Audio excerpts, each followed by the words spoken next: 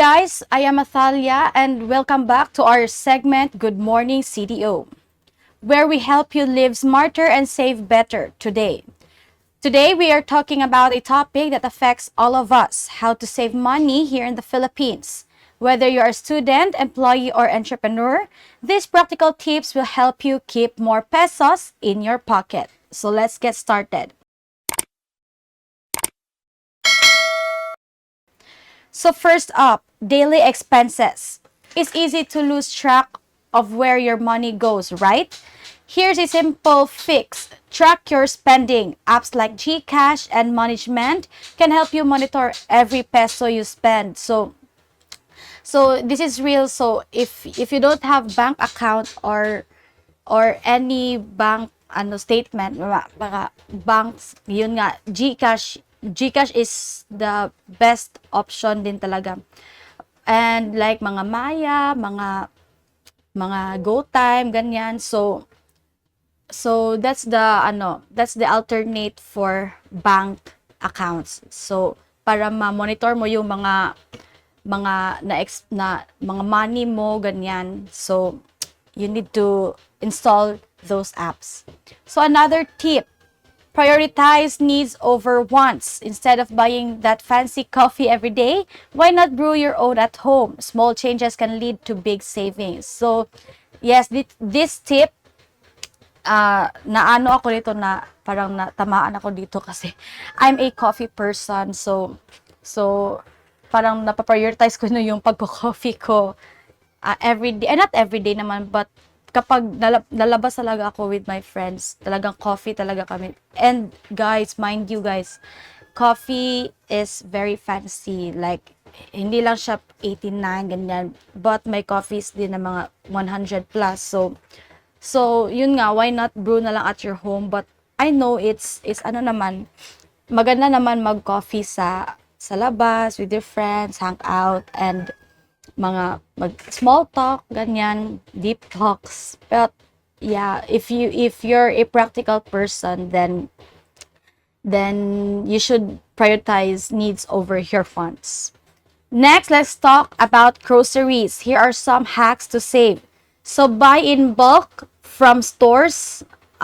Dito sa CDO may mga SNR, Gisano, or Rama, SM, ganyan. So, you should buy in bulk from stores, di ba? And meron din mga discounts kasi yung iba. So, or mga magsisale, ganyan. So, there's nothing wrong naman na to buy with discounts or sale, di ba? Kasi mas nakakatipid ka. Visit your local palengke for fresh and affordable produce. So ito siya in terms sa mga fish, mga meat, mga vegetables, fruits, ganyan. So, you should go sa mga palengke, ganyan. Kasi affordable din yun, affordable doon yung may mga 30 per kilo, ganyan. 50, 100, 'di ba? Marami na yun. So sa palengke ka talaga magbabay ng mga goods ninyo, like mga vegetables, meats, and mga fishes, ganyan. Kasi hindi lang sa affordable, but fresh kasi yung fresh from yung kinuhaan talaga nila ng mga products. So yes, so take advantage of supermarket sale days. So this is so me. Ako talaga to.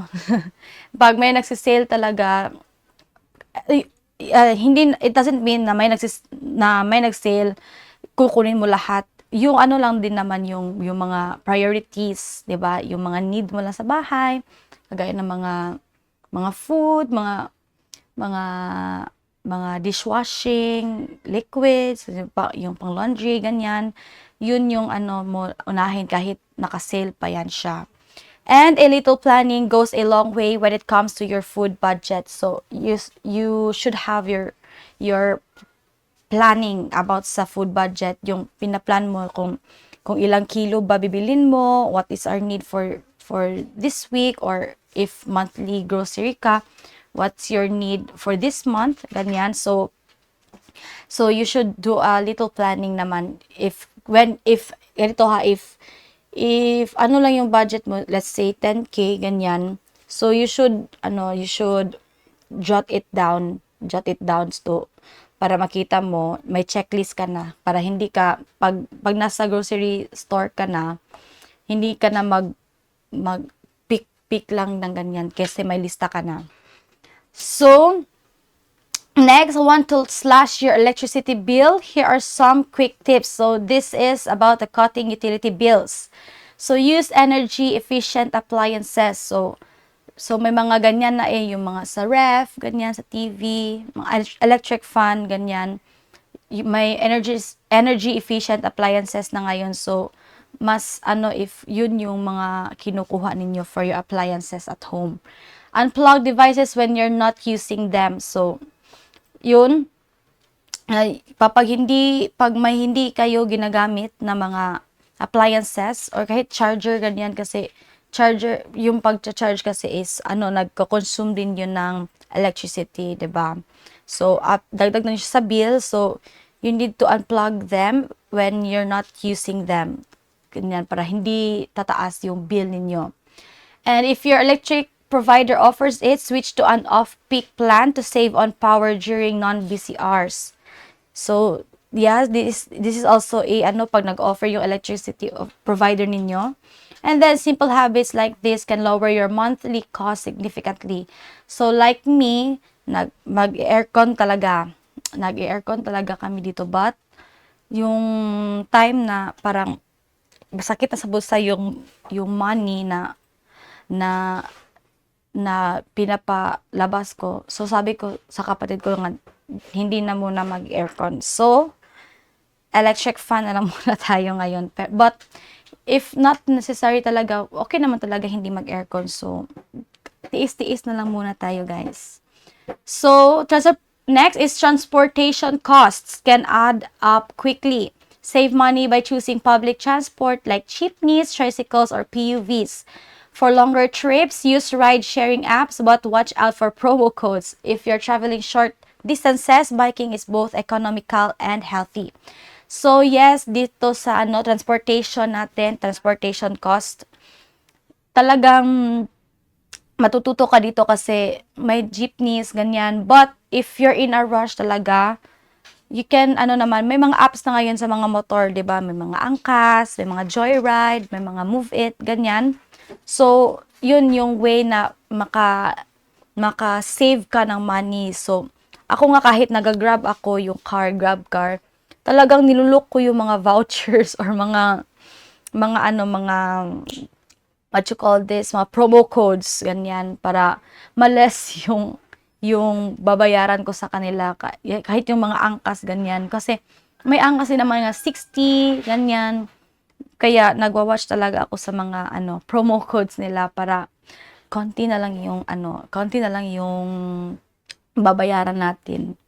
And the next is love eating out but hate the cost. We got you covered. So, saving on food and dining out. So, look for food delivery promos on GrabFood and Foodpanda. Ito. So, this is so me also. Kasi kapag nag-order ako, may kinikrave ako, ganyan, sa Grab. I'm a Grab user naman talaga. So, kapag may sa Grab, nag-check talaga ako sa mga promos, ganyan, to lessen the price or the delivery fee, ganyan. Hindi naman sa pagiging kuripot or hindi naman sa ako ng sales, ganyan, or mga promos, but for me kasi, it's practical, ganyan. So, if may money, I know you have money, but if there's a promo talaga, may mga promos talaga, you should grab it kasi makakasave ka talaga ng money, te. So, next is choose sulit meals or value sets. So, this is one of the, din also, no, sulit meals and value sets. Ganyan. May mga ganyan na din sa Grab sa mga restaurants, sa mga stores, mga food stores, ganyan. May mga sulit meals and value sets na din sila. So, and consider meal prepping to save time and money during the week. So may meal prep ka, may mga mga bread, ganyan. You should, may iba din kasi ng checklist kung ano yung uulamin nila, kung ano yung food nila for this week, ganyan, to save time and yes, money. Para hindi ma-consume lahat ng time mo sa pagpe-prep ng ano, hindi ma-consume yung time mo sa pag-think pala, sa pag-think na ano na naman yung ulamin natin, ganyan. So, may iba na sinusulat nila, nilalagyan nila ng label yung mga meat, ganyan. This is for tinola, this is for adobo, ganyan. So, nakaset na sila to save time and money during the week. And next, your phone and internet bills don't have to break the bank. Go for prepaid plans if you don't need unlimited data. Also, watch out for exclusive deals from providers like Globe, Smart, and Dito. They often offer promos through their apps. So, this is new to me na may offer promos pala yung mga apps na ganito. So, I might need it, 'di ba? So, yeah. So, totoo naman to, your phone, internet bills, ganyan, nakaka-cut talaga siya. Malaki yung cut niya sa bank mo. So, 'di ba? Parang nadagdagan pa yung bills mo. So, yun talaga, prepaid ka lang talaga if you don't need naman unlimited data. So, next is healthcare can be expensive, but there are ways to save. Maximize your PhilHealth benefits and consider enrolling in an HMO plan. For minor checkups, don't forget government health centers often provide free services. So yun nga, if sa mga hospitals kasi expensive talaga yung mga pagpa-check up, kahit nga check up pa lang sa ubo mo, ganyan, 500 na, 'di ba? So 500 or up pa yung mga check-ups. So may mga mga hospital naman, like public hospital, na nag-o-offer ng mga free services, ganyan. So nasa mga public talaga. May mga general hospital, ganyan. And you should get your PhilHealth. May mga benefits kasi yung PhilHealth, and you should consider enrolling sa mga HMO plan kasi malaki din yung mga benefits nila, ganyan. May malaki kang makukuha sa HMO plan. And next is, if you're a student or have kids in school, here are smart ways to cut costs. So, first is buy second-hand textbooks. Naka-experience ako na mag-buy ng second-hand textbooks. But, piliin mo yung second-hand textbooks na yung okay pa yung quality niya, yung walang masyadong yung neat pa talaga. Neat talaga yung textbooks kasi sayang din naman yung pera mo. If, 'di ba, if let's say 500, but yung book niya is parang may mga may mga writings na hindi mo may drawings, ganyan, may scratch na sa books, ganyan. So you should consider that also. Apply scholarships. There are tons available. Yes, may scholarships talaga sa mga schools dito sa CDO. Merong sa city government, ganyan, may mga scholarships sila. Even yung schools, mga university, may scholarships, and they call, and some schools, they will call it vouchers, ganyan. So may school din dito na free talaga siya, like the USTP. You have no talaga tuition at all, ganyan. Yung kapalit mo lang ay yung utak mo. So saan ka, sa pautakan or sa scholarships, 'di ba? So yan, you should apply for scholarships kapag magsuschool ka. Use free learning platforms like DepEd, Commons, and YouTube. So yun nga, 'di ba, may mga ngayon yung Google Classroom, ganyan, mga YouTube, ganyan. So may mga free learning platforms na din ngayon nowadays dahil dun sa COVID. So na-invent na siya, na parang hindi naman sa uso, ganyan, but na-implement na siya na may mga free learning platforms na ngayon. Next is shop smarter, not harder. Always use vouchers and shop during big sales like 11/11 or 12/12. Compare prices across Shopee, Lazada, and TikTok Shop to get the best deals. So this is for smart online shopping. If mahilig kang mag-shop, ganyan, mag-online shopping, you should ano sa mga big sales. Nagsasale kasi yung mga Lazada, yung mga online shops, may nagsasale sila. And there are great and best deals talaga sa kanila, 'di ba? So abang-abang na lang talaga kayo sa mga shops, sa mga apps nila na may bawas sila ng mga prizes like that. So, that's it, guys. I hope this video helped you, and those are our top tips to save money here in the Philippines. Which one will you try first? Let us know in the comments, and don't forget to like, share, and subscribe, and hit the notification bell so you won't miss my next videos. Again, I am Athalia, and thanks for watching, and I'll see you in the next one.